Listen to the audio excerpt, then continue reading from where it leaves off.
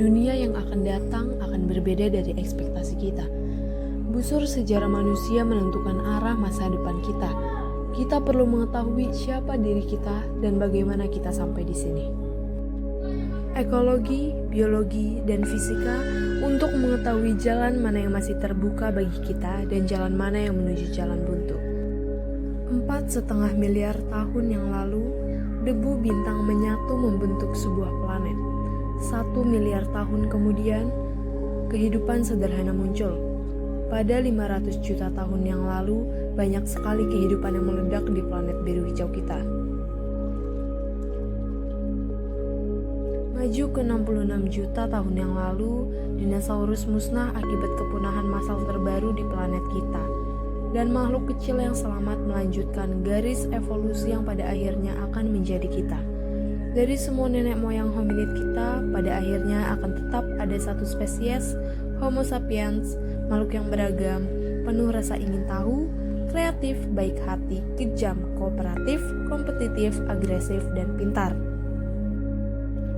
Ketika iklim bumi menghangat dan stabil sekitar 10.000 tahun yang lalu, suku-suku Homo sapiens yang beralih ke pertanian dan penggembalaan secara massal mereproduksi sepupu mereka yang pemburu pengumpul. Tanpa mereka sadari, dan sebagian besar dari kita, hal ini merupakan peristiwa yang mengubah dunia. Didukung oleh surplus pertanian baru, manusia purba ini perlahan menyebar ke seluruh dunia, memperluas perdagangan dan teknologi. Selama ribuan tahun, rata-rata pertumbuhan tahunan perekonomian manusia tidak akan terlalu terlihat dari satu ke generasi berikutnya. Namun, pada abad ke-16, organisasi sosial yang lebih kompleks dan teknologi navigasi yang canggih melalui periode unik dalam sejarah manusia. Namun bahkan dengan kemajuan ini, budaya manusia masih didukung oleh biomasa dan otot manusia serta hewan penarik, sehingga membatasi pertumbuhan. Hingga pada awal abad ke-19, 10.000 tahun setelah revolusi pertanian, manusia menemukan cara mengekstraksi energi dan material fosil dari bawah permukaan bumi untuk meningkatkan perekonomian mereka. Penemuan baru sinar matahari yang tersimpan secara geologis dalam bentuk batu bara, minyak, dan gas mengubah segalanya. Untuk pertama kalinya, tenaga kerja manusia dan hewan menempati posisi kedua setelah sumber energi baru ini. Jika digabungkan dengan mesin, 1 galon bensin dapat menghasilkan pekerjaan yang sama dalam beberapa menit seperti yang dilakukan seseorang yang bekerja selama sebulan penuh. Kita semakin sering mengganti tugas-tugas manual manusia dengan mesin, dengan biaya yang sangat murah. Hasilnya, keuntungan lebih tinggi, upah lebih tinggi, dan harga barang lebih murah. Akses yang tiba-tiba terhadap rekening bank berisi energi karbon yang tersimpan, meningkatkan akses masyarakat terhadap barang, jasa, dan teknologi, serta meningkatkan laju pertumbuhan ekonomi sebesar 4 kali lipat. Namun, akselerasi besar umat manusia masih di depan. Pada paruh kedua abad ke-20, dengan adanya sumber listrik baru dan peralihan dari batu bara ke minyak cair berkualitas lebih tinggi, tingkat pertumbuhan rata-rata perekonomian manusia meningkat 2 kali lipat hingga kini menjadi lebih dari 30 kali lipat dibandingkan rata-rata pertumbuhan selama beberapa ribu tahun terakhir.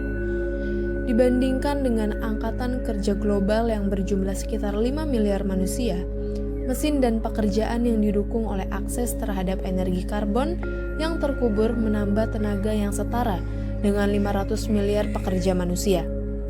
Akses terhadap energi dan bahan-bahan fosil ini telah membawa miliaran lebih banyak manusia ke dunia dan membawa miliaran orang keluar dari kemiskinan dan mengarah pada terciptanya mitos, institusi, dan ekspektasi baru. Kehidupan nenek moyang kita sangat erat kaitannya dengan aliran alami bumi, matahari, hujan, dan tanah. Namun, dalam masa pertumbuhan dan konsumsi ini, ikatan fundamental kita dengan alam terabaikan dan kemudian terlupakan. Masukan utama bagi perekonomian kita sekarang sebagian besar gratis. Kita hanya harus membayar biaya ekstraksinya, bukan biaya pembuatannya, nilai sebenarnya atau polusinya. Bagi nenek moyang, energi adalah dan akan selalu menjadi mata uang kehidupan. Hewan adalah investor pertama. Memperoleh surplus energi yang lebih besar memberikan hewan keunggulan kompetitif untuk kelangsungan hidup dan reproduksi. Peran surplus energi ini merupakan penggerak utama alam dan menentukan apa yang bisa dan tidak bisa terjadi. Kita jarang memikirkan atau membicarakannya, namun kita semua hidup pada masa denyut karbon. Beberapa ratus tahun yang lalu, manusia menguras baterai energi bumi jutaan kali, lebih cepat dibandingkan energi yang dapat diisi melalui fotosintesis harian. Hidrokarbon fosil dalam skala besar telah meningkatkan surplus energi yang tersedia bagi perekonomian manusia secara signifikan. Pulsa, menurut definisi, tidak bertahan selamanya. Biji dan simpanan energi berkualitas tinggi kini sudah ketinggalan zaman. Masih banyak yang tersisa, namun kualitasnya lebih rendah dan lebih mahal, serta merusak ekologi untuk diekstraksi. Di alam ada banyak sekali contoh energi yang ada, namun upaya untuk memperolehnya begitu besar sehingga makanan tidak termasuk dalam menu. Dalam masa hidup kita, masyarakat harus mengalihkan surplus energi yang jumlahnya semakin besar ke arah perolehan surplus itu sendiri, sehingga menyebabkan semakin sulitnya mendapatkan energi yang terjangkau untuk mendukung banyak kegiatan ekonomi kita saat ini. Suatu hari energi yang diperlukan untuk mengekstraksi energi akan sangat besar, sehingga tidak masuk akal untuk melakukan hal tersebut. Meskipun sumber daya masih ada, penipisan energi akan menimbulkan beban pajak yang semakin besar terhadap masyarakat. Di era surplus besar yang belum pernah terjadi sebelumnya ini, kami unggul dalam menggabungkan energi dan material ke dalam teknologi dan penemuan yang meningkatkan pengalaman manusia. Teknologi baru memungkinkan kita menggunakan sumber daya secara lebih efisien atau mengubah aliran alam menjadi energi. Namun sebagian besar, teknologi hanya menciptakan cara-cara baru bagi manusia untuk mengonsumsi dan meningkatkan kebutuhan energi dan material di masa depan. Kompleksitas sistem yang saling terhubung secara global saat ini memerlukan setara dengan 170 miliar bola lampu yang terus menyala terang dan ditenagai oleh pulsa karbon. Bahkan teknologi yang dapat dibangun kembali yang memanfaatkan matahari dan angin meningkatkan total konsumsi kita dan belum mengurangi penggunaan energi karbon secara global. Kebanyakan orang percaya bahwa uang adalah kekayaan sejati, namun segala sesuatu yang kita gunakan untuk mengeluarkan uang memerlukan energi untuk menambang, menciptakan, mengirimkan, menjalankan, memelihara, dan membuang. Dengan cara ini, uang pada akhirnya merupakan klaim langsung atas energi dan sumber daya. Kisah-kisah ekonomi kita menegaskan bahwa dengan lebih banyak uang kita dapat menciptakan lebih banyak hal. Faktanya adalah kita tidak dapat menciptakan energi. Kami berdua mengekstraknya dan membakarnya lebih cepat dengan menggunakan teknologi dan mencetak uang. Modal alam, khususnya energi, adalah fondasi sebenarnya dari sistem moneter kita. Ketika kita menghasilkan lebih banyak uang, kita tidak menciptakan lebih banyak sumber daya. Kita hanya mengaksesnya dengan lebih cepat. Tingkat pertumbuhan ekonomi manusia yang tertinggi dan berkelanjutan yang pernah ada dan mungkin akan terjadi lagi, mencapai puncaknya pada 50 tahun yang lalu ketika pertumbuhan produksi minyak berada pada titik tertingginya.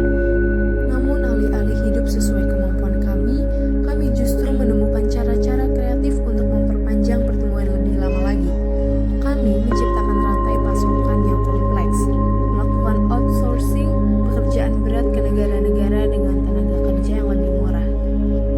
Kita banyak beralih ke utang untuk mempertahankan tingkat konsumsi yang tinggi, sebuah perilaku yang meningkat pada tahun 2008 dan semakin meningkat sejak tahun 2020. Utang memungkinkan kita membelanjakan sumber daya dari masa depan dan menyebutnya sebagai pertumbuhan ekonomi.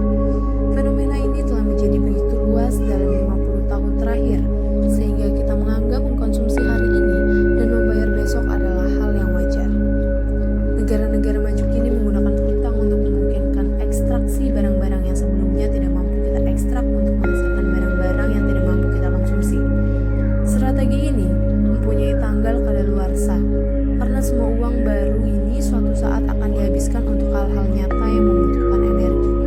Didukung oleh surplus energi yang luar biasa namun bersifat sementara, perekonomian manusia kini 1000 kali lebih besar dibandingkan 5 abad yang lalu.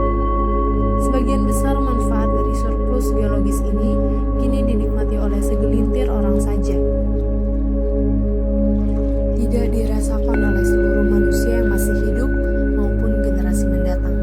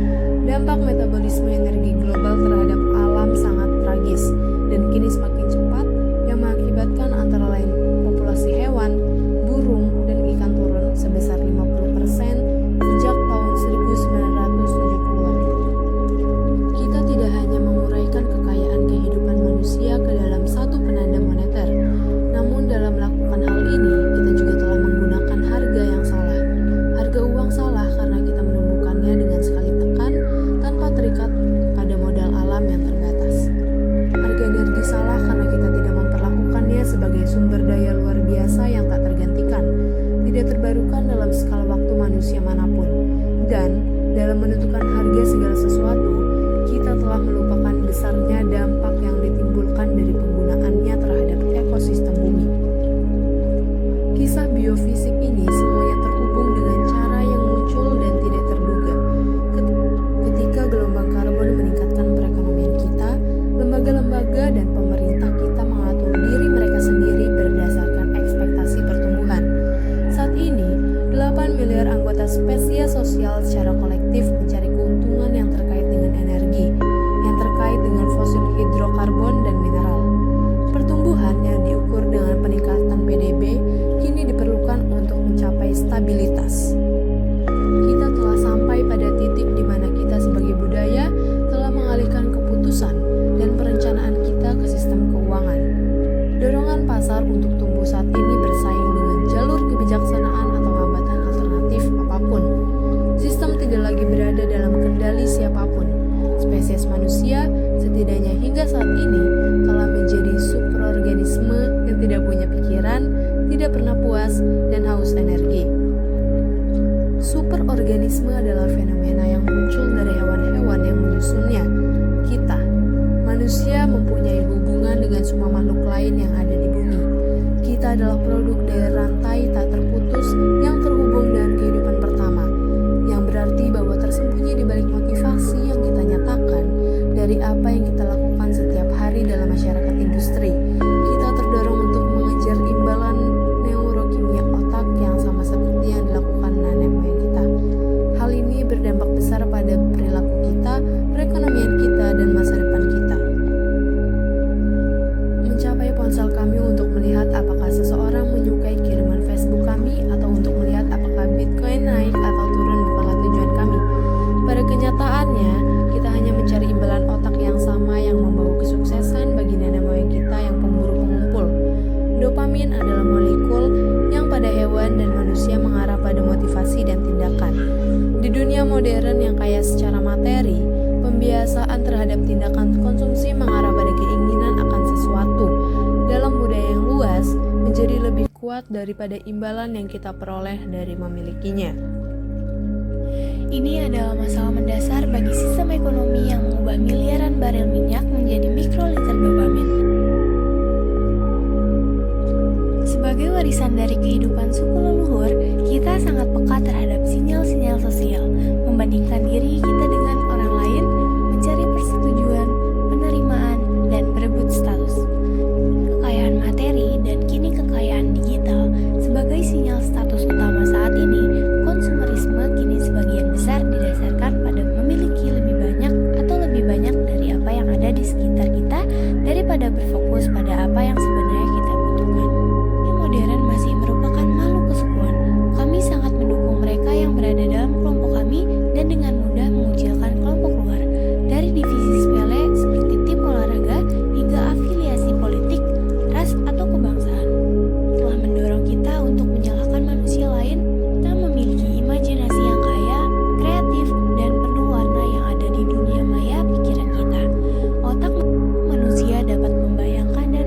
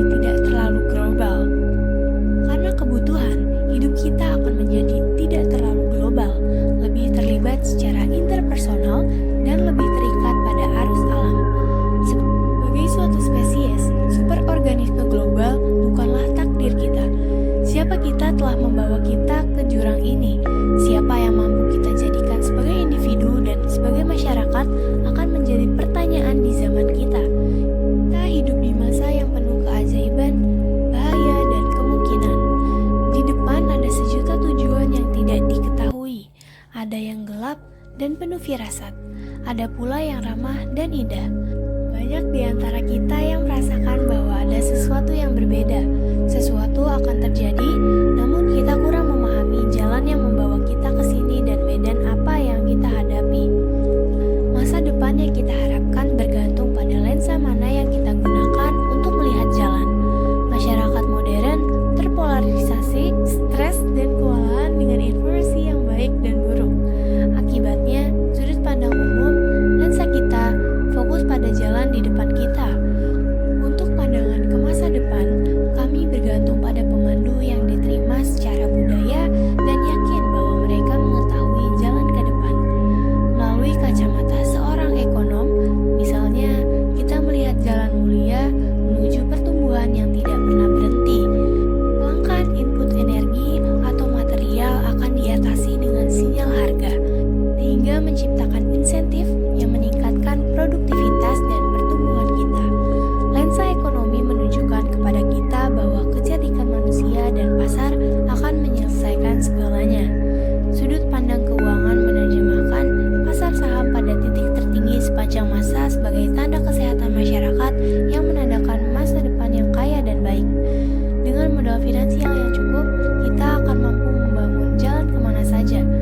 Lensa teknologi menjanjikan jalan cemerlang menuju kenyamanan, kebaruan, dan kemakmuran yang memungkinkan oleh penemuan masa depan, inovasi, kecerdasan buatan, dan metaverse yang dinamis akan menghindari segala kendala energi atau sumber daya. Kami membayangkan manusia di masa depan akan terbebas dari keterbatasan bumi dan menikmati gaya hidup berteknologi tinggi, di mana permasalahan terbesarnya adalah robot yang melarikan diri. Semua lensa ini optimis, tetapi salah arah. Semua lensa ini buta energi. Nyata ke depan hanya dapat dilihat dengan mengintegrasikan kesadaran energi dengan biologi, sosiologi, fisika, dan segala sesuatu yang telah ditemukan oleh ilmu pengetahuan. Kita memerlukan lensa sistem untuk membaca peta. Lensa sistem mengungkap kisah holistik yang menjelaskan jalan umat manusia untuk mencapai pengalaman emosional yang sama dengan nenek moyang kita di zaman dahulu.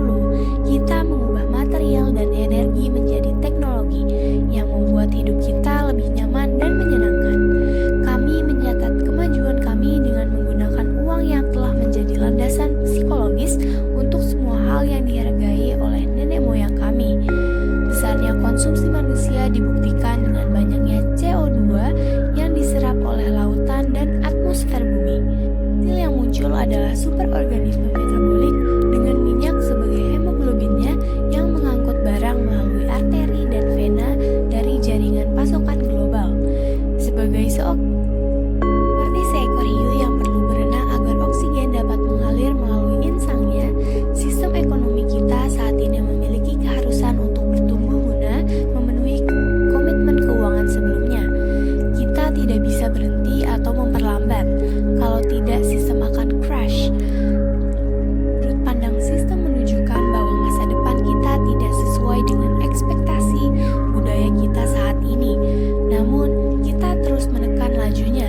Pemakaian lensa sistem menghilangkan titik buta yang disebabkan oleh lensa tunggal manapun. Pertumbuhan ekonomi global tidak akan pernah bisa dipisahkan dari konsumsi energi. Hal ini tidak bisa dilakukan karena PDB dunia, menurut definisinya, selalu menjadi ukuran seberapa banyak energi yang kita bakar. Kita ingin menumbuhkan perekonomian global sebesar 3% per tahun. Seperti yang diharapkan sebagian besar pemerintah dan lembaga, kita akan menggunakan energi dan material dalam 30 tahun ke depan sebanyak yang kita gunakan dalam 10.000 tahun terakhir.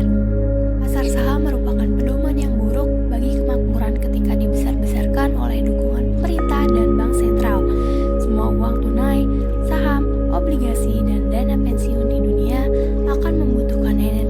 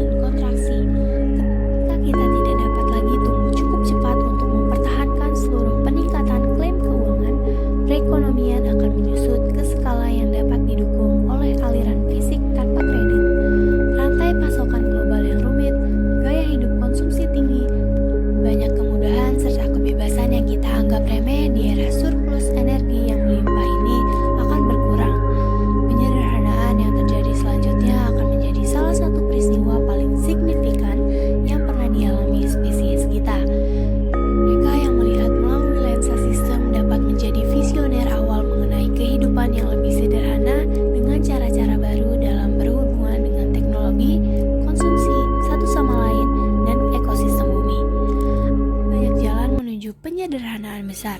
Ada yang bijaksana, manusiawi, dan bahkan lebih baik dari apa yang kita miliki sekarang. Beberapa sangat gelap sehingga hampir tak terpikirkan.